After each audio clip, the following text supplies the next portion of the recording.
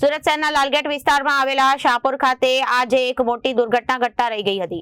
માછલીપીટ નજીક મેટ્રોની કામગીરી ચાલી રહી હતી તે દરમિયાન અચાનક જ 20 ફૂટ ઊંડો અને 15 ફૂટ પહોળો વિશાળ ભૂવો પડતા સમગ્ર વિસ્તારમાં અફરાતફરી મચી ગઈ હતી।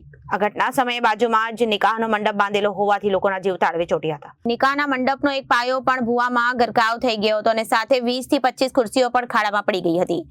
આ સાથે જ ભૂવો પડ્યો તેની નજીકમાં કિચન હોવાથી ખાવાનું મૂકીને ભાગી ગયા હતા। મહેમાનોમાં પણ દોડધામ મચી ગઈ હતી અને નદીમ ખાને જણાવ્યું હતું કે મારા નાના ભાઈને નિકાહ હતા, અમે લોકો બહાર બેઠા હતા અને હમણાં જ નિકાહ માટે હોલમાં જવાના હતા અને અમે જેવા ઊભા થયા તે તરત જ એક મોટો ખાડો પડી ગયો। બધી ખુરશીઓ અંદર જતી રહી અને અમે લોકો માંડ બચી ગયા। ખુરશીઓ અંદર ગઈ હતી, ગેસ લીકેજ પણ થયું હતું।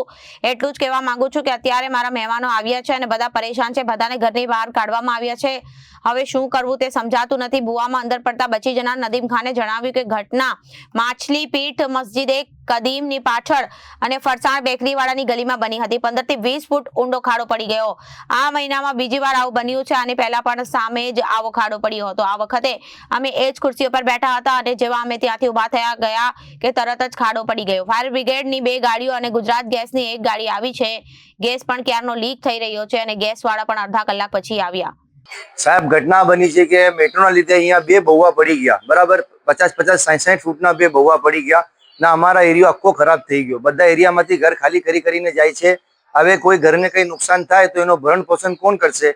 ને આ જમીન જરાક બતાવવા લાગેલી છે, 5 વર્ષથી બંધ છે। આ મેટ્રોના લીધે જ બંધ છે। મેટ્રોવાળા ના એનઓસી આપે છે ના કંઈ આપે છે, બરાબર। તો બધું એ લોકોનું કેવી રીતના ચાલશે? અમારું પણ જરાક સોચવું પડશે ને।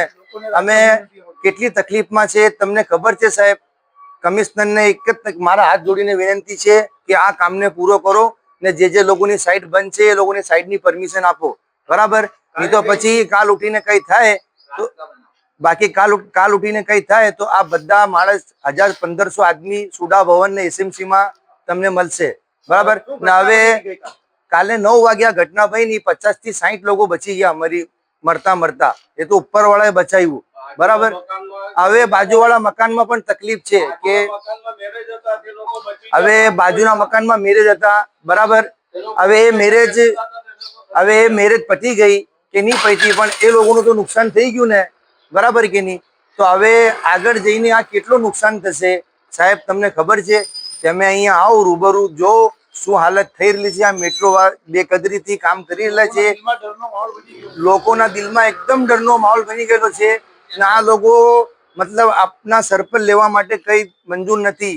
હમણાં અમે પૂછ્યું એને કે ભાઈ આ ક્યારે કરશો? તો બોલે આ ભરાઈ જાય પછી હું કરું। તો આ નહીં ચાલે સાહેબ। અમને લખીને આપો, લખીને આપશો તો જ અમે કરીશ, નહીં તો પછી અમે સુડા ભવન જઈ રહેલા છે બધા ને પછી ત્યાં જ આપણે સરકાર સાથે લડી લઈશ। રિપોર્ટર અરવિંદ રાઠોડ, જન આદેશ ન્યૂઝ, સુરત।